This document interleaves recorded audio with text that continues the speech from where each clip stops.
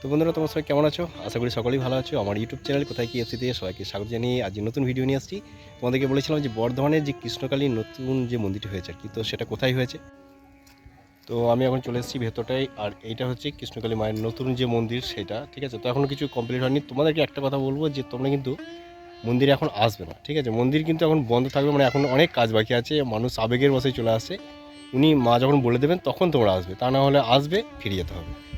তো এখানে কিন্তু সবারই পারমিশন নেই, চট করে এখন ঢুকতে দেবে না, অনেক কাজ আছে ভেতরে, অনেক কাজ হবে তারপরে। বর্ধমানে কৃষ্ণকালী মায়ের সেবিকা মঙ্গলা মায়ের বহুদিনের স্বপ্ন ছিল অনেক বড় একটা মায়ের মন্দির হবে। অবশেষে সেটাই হলো। মন্দির তো নয়, যেন একটা ছোটোখাটো গ্রাম। কাছ থেকে না দেখলে বিশ্বাসই করতে পারবেন না। এবার তোমাদের প্রশ্ন থাকবে যে দাদা, মন্দির কবে খুলবে? হ্যাঁ, এবার বলি, মন্দির এখন খুলবে না। বৈশাখ মাসে 3 তারিখে মায়ের বাৎসরিক পুজো, সেদিনই মা এই মন্দিরে আসবেন। হ্যাঁ, কৃষ্ণকালী মায়ের যে কাঁঠালডাঙ্গায় মন্দিরটি হয়েছে, এই মন্দিরে সেই দিনটার জন্যই শুধু আসবেন।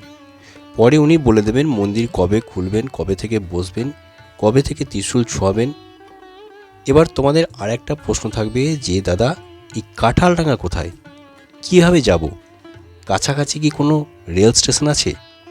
হ্যাঁ, এবারে বলি, এই কাঁঠালডাঙ্গাটি হলো ওরগ্রাম ফরেস্টের কাছে, একদম শেষ সীমানা। তো যদি হাওড়া থেকে আসেন, হাওড়া থেকে রামপুরহাট বা বিশ্বভারতী শান্তিনিকেতন লাইনের যেসব ট্রেনগুলো যায়, সেই ট্রেন ধরবেন। এবারে গুসকরাতে নামতে হবে। গুসকরা স্টেশন আছে, দেখে নেবেন যে গুসকরা স্টেশনে সেই ট্রেনগুলো দাঁড়ায় কিনা। তো গুসকরাতে নামবেন। সেখান থেকে টোটো ধরে বলবেন যে দাদা, কাঁঠালডাঙ্গা কৃষ্ণকালী মায়ের মন্দির যাব। যদি সে বুঝতে না পারে তাহলে বলবেন ওরগ্রাম ফরেস্টের কাছে যাব, তো শিবদা হয়ে যাব, এটা বলবেন, শিবদা হয়ে যাব, তাহলে তারা বুঝতে পারবে। তো আমি মানুষের কথা ভেবে এক টোটো দাদাকে সেদিনই বলছিলাম যে দাদা, আপনারা কত ভাড়া নিচ্ছেন গুসকরা স্টেশন থেকে? বলল 50 টাকা মাথা পিছু। আমি বললাম দাদা 30 টাকা করে নেবেন, কারণ অনেকটা দূর থেকে মানুষজন আসছে, তো ভাড়াটা বেশি হয়ে যাবে। তো বললো যে দাদা হ্যাঁ, আমরা ওটাই করব। এবারে ধরুন প্রথম তো আস্তে আস্তে লোকজন যখন হবে তখন 30 টাকা করেই করবো। তো আমাদেরকে বলবো 30 টাকা করেই দেবেন, কারণ হচ্ছে গুসকরা থেকে ওই স্টেশন থেকে গুসকরা বাস স্টপ নেয় 10 টাকা, বা আমরা ওখান থেকে বলবেন স্কুল মোড় যাবো 10 টাকা। ওই 10 টাকা আবার ওই থেকে শিবদা মোড় পর্যন্ত 10 টাকার মধ্যে পৌঁছে যাবে না, ওরগ্রাম পর্যন্ত 10 টাকাতে অনেকে চলে আসে। আবার কেউ 20 টাকাও নেয়। তো ওখান থেকে টোটো পাওয়া যায়। আবার বাসও ধরতে পারেন, বর্ধমান লাইনের বাস ধরবেন, শিবদা বাস স্টপে নামবেন, ওখান থেকে টোটো ধরে বলবেন যে আমরা কাঁঠালডাঙ্গা এই কৃষ্ণকালী মায়ের মন্দির যাব। তবে যারা 4 চাকা নিয়ে আসবেন, হ্যাঁ তাদেরকে একটা কথা বলছি, ওরগ্রামের ভেতর দিয়ে 4 চাকা নিয়ে আসবেন না, যদি মঙ্গলা মাকে বিপদে ফেলতে না চান তবেই। কারণ ওরগ্রাম থেকে যে কাঁঠালডাঙ্গা রাস্তাটা রয়েছে, ওখানে একটি আদিবাসী পাড়া রয়েছে। তো সেই আদিবাসী পাড়ার ভিতর দিয়ে আসলে সমস্যাটা কোথায় হবে, সেখানে অনেক বাচ্চা ছেলে আছে, খেলাধুলা করে রাস্তার উপরে।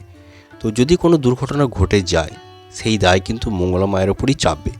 তো যদি ওনাকে ভালোবেসে থাকেন, ওনার কথা ভাবেন, তো ওই রাস্তাটা বাদ দিয়ে আসবেন।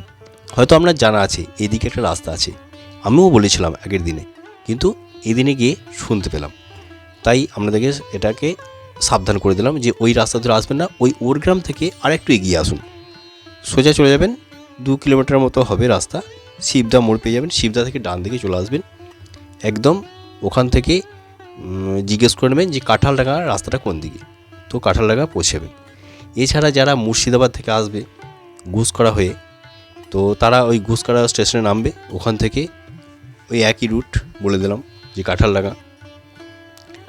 আর যারা কাটোয়া থেকে আসবে তারা কীভাবে আসবে, কাটোয়া থেকে আসলে বলগোনায় নামতে হবে, বলগোনা থেকে গুসকরা লাইনে বাস ধরে দেবপুর থেকেও নেমে যাওয়া যায়, ওখান থেকে 30 টাকা ভাড়া এই কৃষ্ণকালী মায়ের মন্দির। আবার যদি না হয় তাহলে গুসকরাতে ওই বলগোনা মোড়ে নামতে হবে, বলগোনা মোড় থেকে যে কোনো লাইনের যে টোটো ধরবেন, ওই যেটা বর্ধমানের দিকে, বলুন দাদা শিবদা যাব, এই শিবদা কাঁঠালডাঙ্গা মন্দির যাব, কাঁঠালডাঙ্গা, তাহলেই বুঝতে পারবে। তো যাই হোক, এই ভিডিওতে ঠিকানা বুঝতে অসুবিধা হলে রাত 8টা লাইভ ফলো করবেন। আরও তথ্য পেতে চ্যানেলটিকে সাবস্ক্রাইব করে নোটিফিকেশান বেল আইকনটি প্রেস করে রাখবে। আর ভিডিওতে একটি অবশ্যই লাইক আর একটা শেয়ার করে দেবে, তাহলে 5টা মানুষের বুঝতে সুবিধা হবে। আর যারা ভিডিওটি দেখছো তারা যাওয়ার আগে একবার কমেন্টে লিখে দেবে জয় কৃষ্ণকালী মায়ের জয়।